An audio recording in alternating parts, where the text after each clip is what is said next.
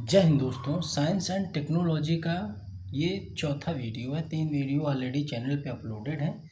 I hope आपने वो complete भी कर लिए होंगे और नोट्स भी बना लिया होगा। पीडीएफ की आप टेंशन ना लेना, पीडीएफ आपको अवेलेबल हो जाएगी। अभी के लिए सिर्फ आपको इतना काम करना है कि वीडियो पूरा अच्छे से देख लेना है। तो चलिए क्लास को हम लोग शुरू करते हैं। सबसे पहले हम लोग देखते हैं कि हमने कितना डाटा कंप्लीट किया है अपना। तो देख लीजिए, ये हमारा ऑफिशियली सिलेबस है जिस पे हमने ये बताया था। ये पूरा डाटा आपको कंप्लीट कर दिया दिया था। जितने लोग नए चैनल पे हैं वो लोग इसका स्क्रीनशॉट ले लीजिएगा, क्योंकि यही वो सिलेबस है जो साइंस एंड टेक्नोलॉजी में हमें 10 नंबर का पढ़ना है। पूरा हम लोग कंप्लीट करेंगे। एक चैप्टर ये पूरा कंप्लीट हो गया है। आज का ये टॉपिक जो है इसको हम लोग फिनिश करेंगे, पूरा का पूरा फिनिश करेंगे। तो वीडियो लंबी भी हो जाए, आप लोगों को पूरा वीडियो अच्छे से देख लेना है। तो इस टॉपिक को हम लोग कंप्लीट करेंगे। तो टॉपिक है विज्ञान एवं प्रौद्योगिकी में भारतीयों की उपलब्धियां। अब ये उपलब्धियां, तो जब विज्ञान और प्रौद्योगिकी में भारतीयों की उपलब्धियों के क्षेत्र भी तो होने चाहिए कि कौन कौन से क्षेत्र से क्वेश्चन आ सकता है। तो जैसे सामान्य विज्ञान, कृषि में वैज्ञानिकों ने, भारतीय वैज्ञानिकों ने क्या उपलब्धि हासिल करी, परमाणु क्षेत्र में, स्पेस टेक्नोलॉजी में क्या करा, डिफेंस सेक्टर में क्या करा, आईटी सेक्टर में कौन कौन से भारतीय वैज्ञानिक थे जिन्होंने अपना योगदान दिया। और जैसे आपने नाम सुना होगा अजीज प्रेम जी का, सत्या नडेला का, ठीक है। तो ये आईटी सेक्टर के महारथी थे जिन्होंने देश के लिए बड़े बड़े योगदान दिए। चिकित्सा के क्षेत्र में, गणित के क्षेत्र में और अन्य चीज़ों को भी हम इसमें कवर कर लेंगे जो भी छूटेंगे। तो ये जो वो टॉपिक हैं जहाँ से हमको चीज़ें कवर करनी है, तो इनको हमको पूरा अच्छे से देखना है, अच्छे से समझना है। तो चलिए एक एक करके हम इन चीज़ों को कवर करते हैं। तो जितने लोग चैनल पे नए हैं वो लोग चैनल को सब्सक्राइब करके बेल आइकन को प्रेस करके जरूर रखिएगा, ताकि इस सीरीज़ की कोई भी वीडियो, चाहे वो यूपी जीके की सीरीज हो, चाहे एनवायरमेंट इकोलॉजी की सीरीज हो, चाहे वो साइंस एंड टेक्नोलॉजी की सीरीज हो, कोई भी वीडियो आपको स्किप ना हो, आप सारे वीडियो का नोटिफिकेशन आपको मिलता रहे। और आपसे सिर्फ एक रिक्वेस्ट है कि वीडियो को शेयर कर दिया करिए। बस आप वीडियो को शेयर करेंगे, हम आपकी पूरी इसी तरीके से क्लासेस कंप्लीट करके आपको पढ़ा देंगे। ठीक है, आप लोग सिर्फ वीडियो को शेयर करिएगा। चलिए, तो डिफेंस सेक्टर के क्षेत्र में देखते हैं। सबसे पहला नाम जब आता है डॉक्टर एपीजे अब्दुल कलाम का, तो इसमें हम आपको पूरे जितने इंपॉर्टेंट है सारे सेक्टरों को मिला करके आपको पढ़ा देंगे। ठीक है, इसके बाद आपको ये डाटा पढ़ने के बाद कहीं पढ़ने की जरूरत नहीं पड़ेगी। आप देख लीजिएगा, आप जब क्वेश्चन टेस्ट पेपर एमसीक्यू लगाएंगे तो आपको आइडिया लगेगा कि नहीं, इसके बाद हमको पढ़ने की जरूरत कहीं दूसरी जगह नहीं है। एपीजे अब्दुल कलाम, इनको मिसाइल मैन ऑफ इंडिया के नाम से जाना जाता है। ठीक है, एकीकृत निर्देशित मिसाइल कार्यक्रम यानी आईजीएमडीपी के ये प्रमुख रहे थे। इन्होंने पृथ्वी, अग्नि, आकाश, नाग और त्रिशूल जैसे मिसाइलों के विकास में महत्वपूर्ण योगदान दिया था। तो ये बहुत इम्पोर्टेंट चेहरा है, बहुत इम्पोर्टेंट नाम है डॉक्टर एपीजे अब्दुल कलाम। पोखरण का जो सेकेंड परमाणु परीक्षण 1998 में हुआ था, उनमें इन्होंने बहुत महत्वपूर्ण भूमिका निभाई थी। डीआरडीओ और इसरो में भी इन्होंने काम किया और भारत के 11वें राष्ट्रपति के रूप में ये देश में इन्होंने अपना योगदान दिया। आई होप ये चीज़ आपके समझ में आई होगी। बस इनके बारे में इतना ही जानना है। अब हम देखेंगे होमी जहांगीर भाभा और डॉक्टर राजा रमन्ना के बारे में।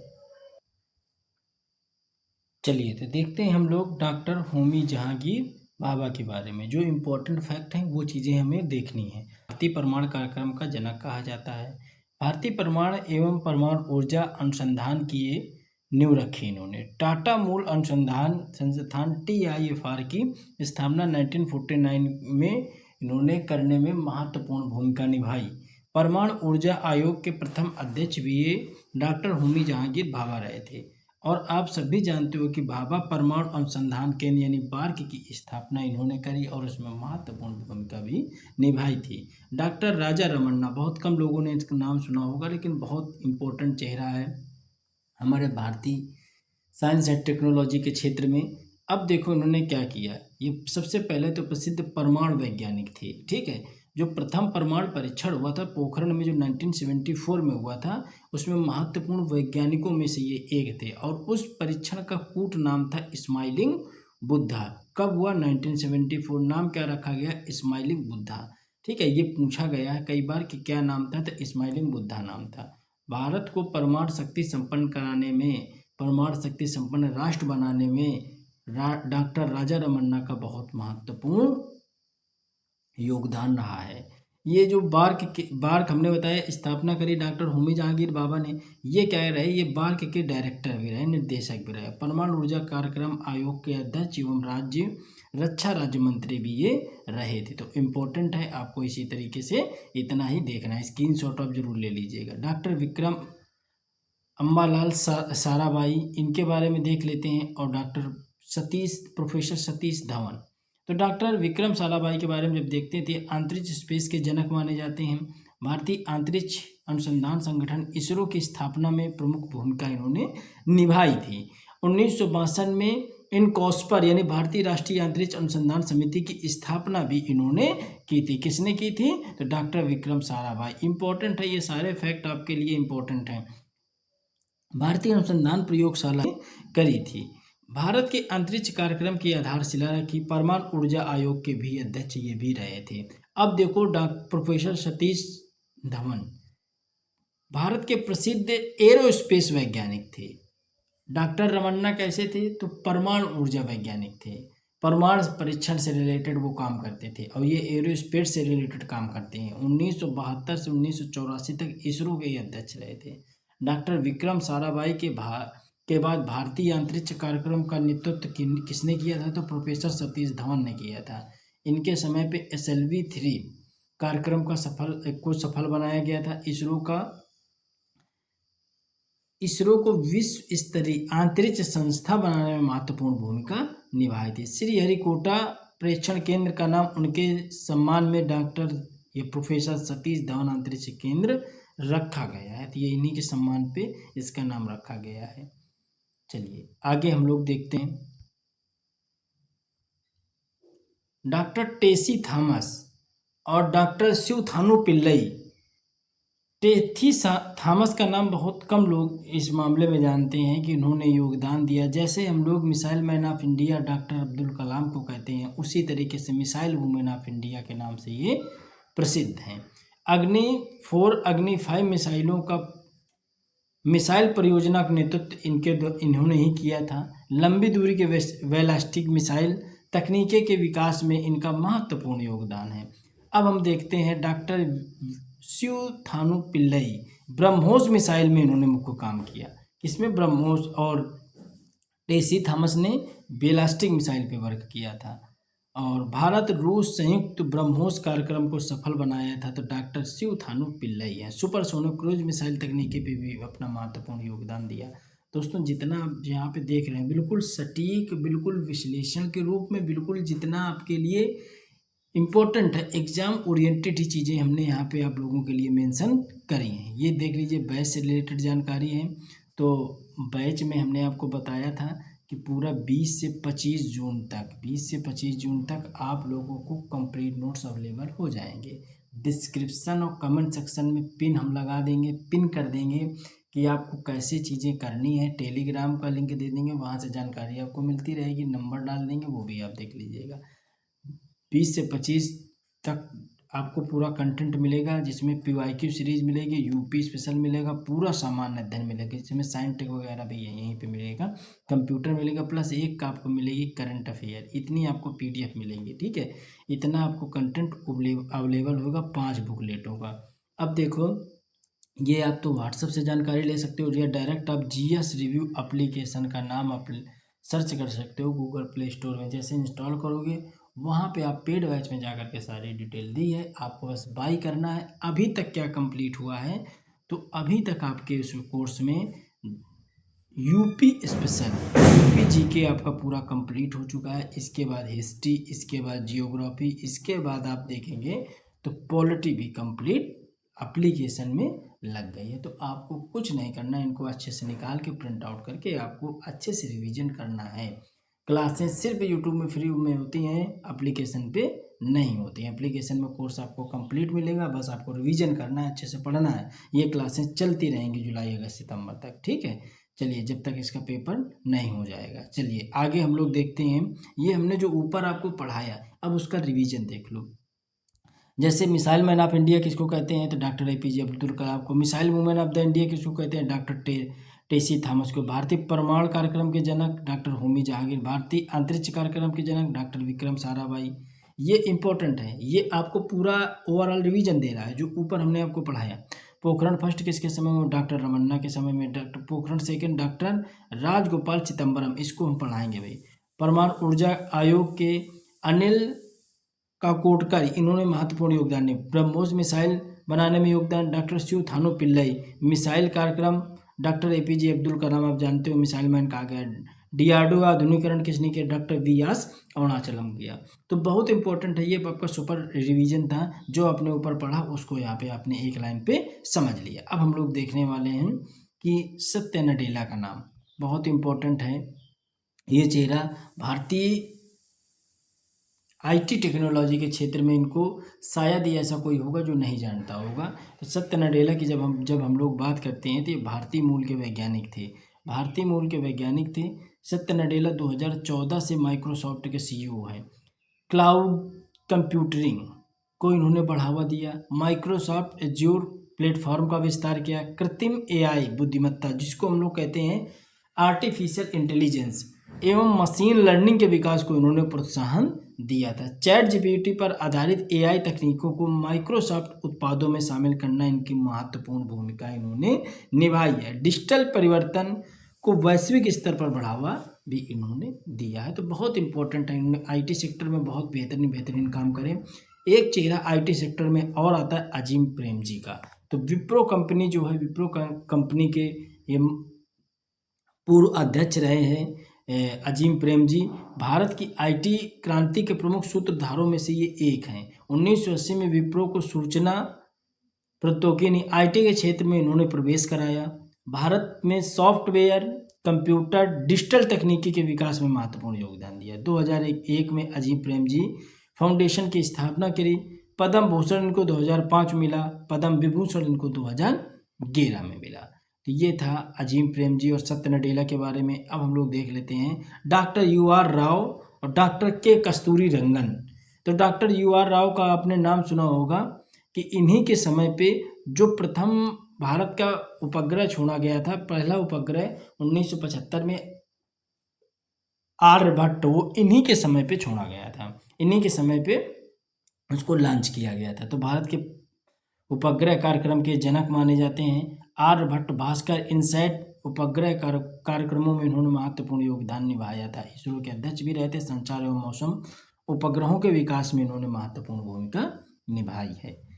आई होप जितना डाटा आपको यहाँ पे देते जा रहा है वो सारा समझ में आ रहा होगा। ये जब आप पूरी क्लास देख लेंगे ना तो अच्छे से आपको समझ में आएगा। जो क्लास लोग 3-3 घंटे में कराते हैं उसको हम 25 मिनट, 30 मिनट, 35 मिनट के में कंप्लीट कर देते हैं। जो क्लास 3-3 घंटे की मैराथन दिखा करके कराई जाती है, ठीक है। तो हमारा उद्देश्य है कि आप भी अपना समय वक्त मत बर्बाद करिए और हम भी अपना समय और वक्त इस तरीके से ना बर्बाद करें कि आपका उसमें नुकसान हो जाए, ठीक है। तो आप इसको स्पीड्स में दे करके नोट्स बना करके आप आगे की जो आपने अपना टारगेट सेट किया उसको कंप्लीट करिएगा, ठीक है। सफलता तभी आपको मिलेगी जब आप सही दिशा से काम करेंगे। चलिए आगे, डॉक्टर के कस्तूरी रंगन इसरो के अध्यक्ष रहे थे। पीएसएलवी कार्यक्रम को सफल बनाया। इंपॉर्टेंट इनके लिए क्या हो जाता है कि पीएसएलवी में इनका महत्वपूर्ण योगदान रहा था। आधारित संसाधन मानचित्र को बढ़ावा भी इन्होंने दिया था। तो इम्पोर्टेंट दोनों चेहरे थे, आपने इनको अच्छे से देख लिया। क्षेत्र में भी कुछ देख लेते हैं कि जैसे कुछ वैज्ञानिकों के नाम। अब हम लोग देखते हैं कि डॉक्टर जगदीश चंद्र बोस प्रथम आधुनिक वैज्ञानिक थे।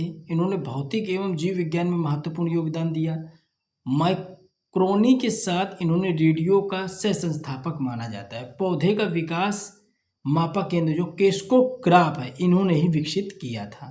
1920 में रॉयल सोसाइटी के का सदस्य ये बने थे। जयंती इनकी 30 नवंबर को मनाई जाती है। कब जयंती मनाई जाती है? 30 नवंबर को। कोहरर एवं रेडियो रिसीवर का भी निर्माण इन्होंने किया। बोस संस्थान की स्थापना इन्होंने अपने जन्मदिन 60वें जन्मदिन पर किया था। यह संस्थान केवल एक प्रयोगशाला नहीं बल्कि एक मंदिर है। ये इनकी एक कोटेशन है जो काफ़ी फेमस रही थी। पुस्तकें इन्होंने जीवित और निर्जीव में प्रतिक्रिया 1902 में लिखी थी। पौधे एवं तंत्रिका का क्रियाविधि 1926 में लिखी थी। तो इन्होंने क्या क्या खोज करी? तो किस्कोग्राफ जो पौधे का विकास का मापन करता है उसकी खोज करी। कोहेरर की खोज करी, जो रेडियो रिसीवर होता है उसकी खोज करी। तो बहुत इम्पोर्टेंट है ये, आप अच्छे से इनके बारे में जितना लिखा है उतना पढ़ लीजिएगा बस। अब देख लेते हैं बीरबल साहनी। बीरबल साहनी का नाम जब हम लोग सुनते हैं तो बीरबल साहनी के नाम पे एक ही बात याद आती है कि भारतीय पूरा वनस्पति विज्ञान के जनक कहे जाते हैं, पूरा वनस्पति विज्ञान के जनक। 1936 में लंदन में रॉयल सोसाइटी का भी सदस्यता इन्होंने ली। संस्थान बीरबल साहनी पूरा विज्ञान संस्थान है इनका, ठीक है। संस्थान की आधारशिला 3 अप्रैल 1949 को पंडित जवाहरलाल नेहरू ने रखी थी और भारतीय विज्ञान कांग्रेस ने इनके सम्मान में बीरबल साहनी अवार्ड की स्थापना भी करी थी। तो बीरबल साहनी के बारे में आपने देखा। अब चंद्रशेखर वेंकट रमन, इम्पोर्टेंट ये है, बहुत इम्पोर्टेंट है क्योंकि इससे अच्छे क्वेश्चन बनते हैं। सबसे पहले तो जब हम लोग देखते हैं जो राष्ट्रीय विज्ञान दिवस मनाया जाता है वो इन्हीं से जुड़ा हुआ है। तो पहले व्यक्ति जिन्होंने संसार में भारत को प्रसिद्धि दिलाई थी भौतिक विज्ञान, सीवी रमन ने रमन प्रभाव दिया था भौतिक विज्ञान के क्षेत्र में। रमन प्रभाव आप सभी जानते होंगे, भौतिक में नोबेल पाने वाले पहले एशियाई वैज्ञानिक बने थे, 1930 में नोबेल मिला था। सीवी रमन ने पहली बार प्रकाश विकिरण की खोज करी थी। 1934 में सीवी रमन ने इंडिया एकेडमी ऑफ साइंस की स्थापना बेंगलुरु में करी थी।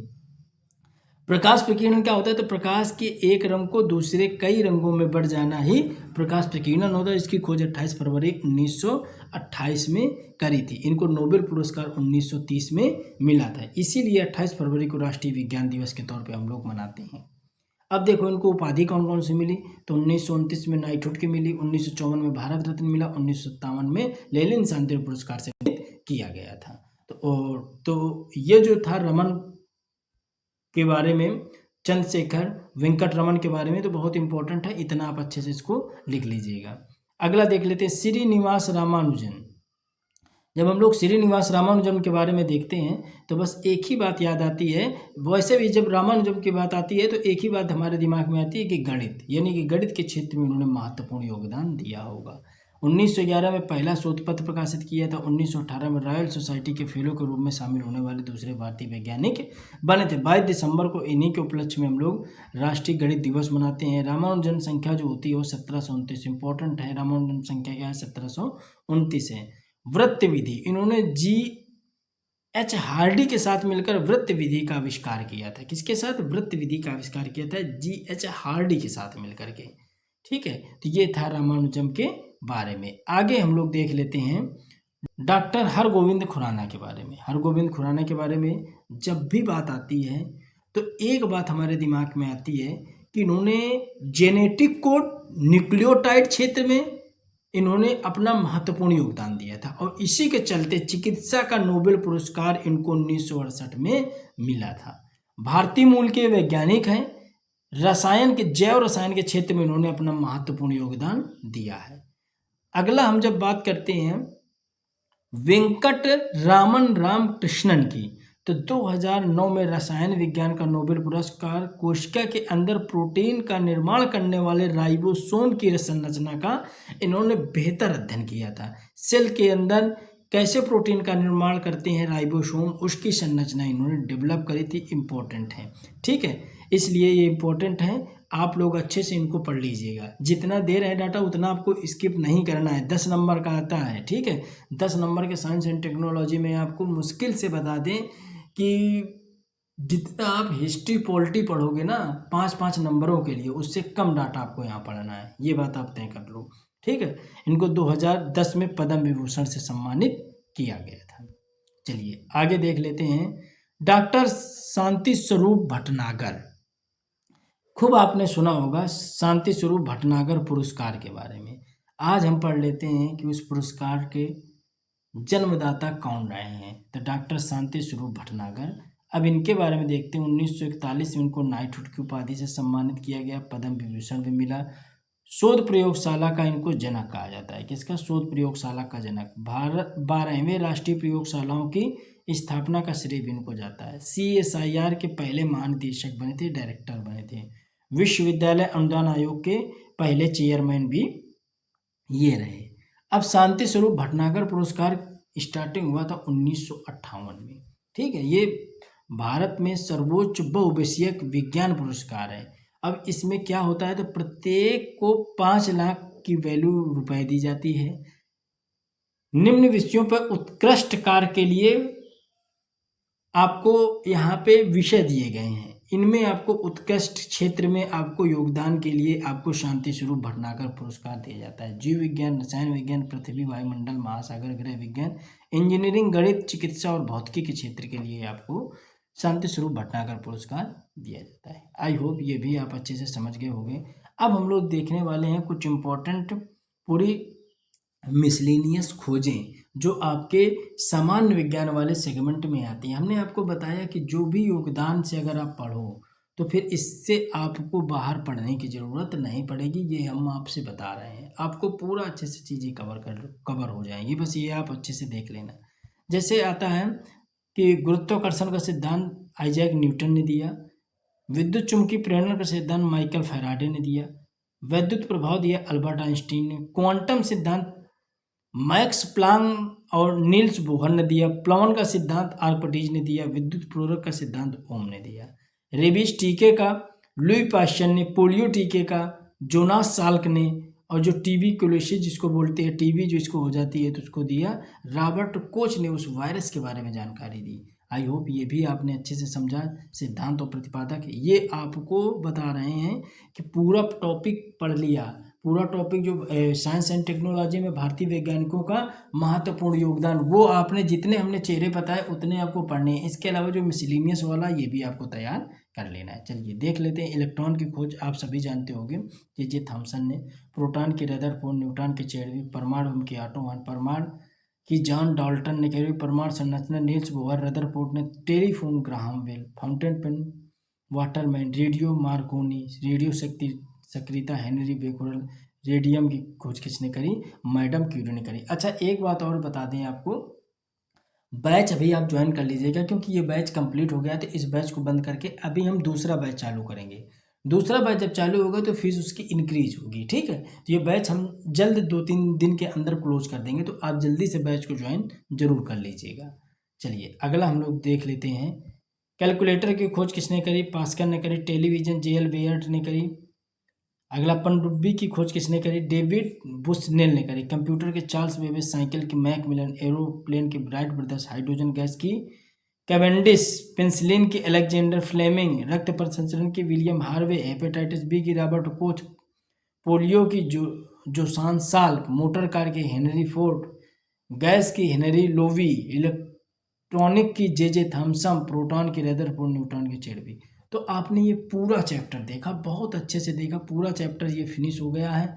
अब हमारा जो अगला चैप्टर है उसके बारे में हम लोग नई क्लास में इन चीज़ों को कंप्लीट करेंगे, फिनिश करेंगे। आप लोग जितने भी चैनल पे नए हैं वो लोग चैनल को सब्सक्राइब करके ज़रूर रखिएगा। हमारा जो नेक्स्ट चैप्टर है बहुत इम्पोर्टेंट वो भी है, उसका नाम है